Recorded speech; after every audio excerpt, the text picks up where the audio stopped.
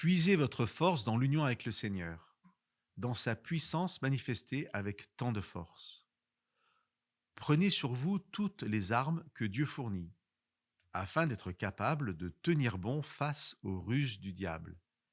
Car nous n'avons pas à lutter contre des êtres humains, mais nous devons lutter contre les pouvoirs, les autorités, les maîtres de ce monde obscur, contre toutes les puissances spirituelles mauvaises qui sont dans les cieux.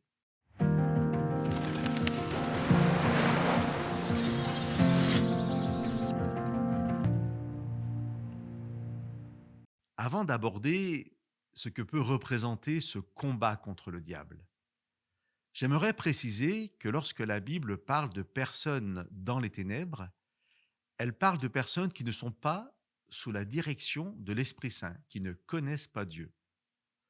La parole de Dieu qualifie donc généralement de satanique tout ce qui n'est pas de la lumière de l'Esprit. Et cela sans que pour autant il n'y ait pour ceux qui ne connaissent pas Dieu une connaissance effective du diable ou un choix volontaire de lui appartenir. Nous avons un exemple parfait au chapitre 26 du livre des Actes, lors du troisième récit de la conversion de Paul sur le chemin de Damas. Lorsque Jésus donne à Paul son ordre de mission, il lui dit « Je t'envoie vers les non-juifs pour leur ouvrir les yeux, afin qu'ils se tournent des ténèbres vers la lumière et de l'autorité du Satan vers Dieu. » Ainsi, l'autorité de Satan ne veut pas dire que l'on a signé un pacte avec lui, mais que l'on n'est pas guidé par l'Esprit de Dieu.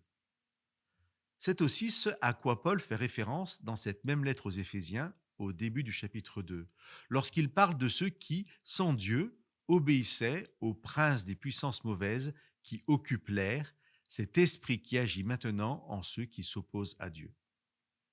Ceci étant dit, il y a cependant une erreur tout aussi grave que celle qui consisterait à diaboliser tous les non-croyants. Ce serait l'erreur de spiritualiser la notion de Satan dans la Bible et de n'en faire que la représentation du mal sans aucune réalité tangible et physique, sans aucune existence concrète. C'est l'erreur qui reviendrait à nier et l'existence du diable et celle des anges déchus appelés dans la Bible esprits mauvais ou démons. Satan existe vraiment et le seul combat auquel est appelé le croyant n'est pas celui contre ses semblables, mais contre ses puissances démoniaques. Nier cette réalité ne l'annule absolument pas. La prendre en considération, à l'inverse, permet d'en être victorieux. Pour cela, pour cette victoire, dans la suite du chapitre 6 d'Éphésiens, Paul parle des armes spirituelles du chrétien. À notre disposition, données par Dieu, elles nous permettront d'être vainqueurs de tout ce qui est dans la Bible véritablement danger de mort. Nous partagerons ce que Paul appelle les armes de Dieu dans notre prochaine émission.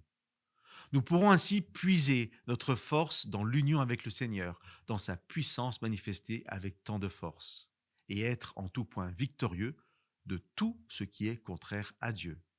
Chers amis, que Dieu vous bénisse.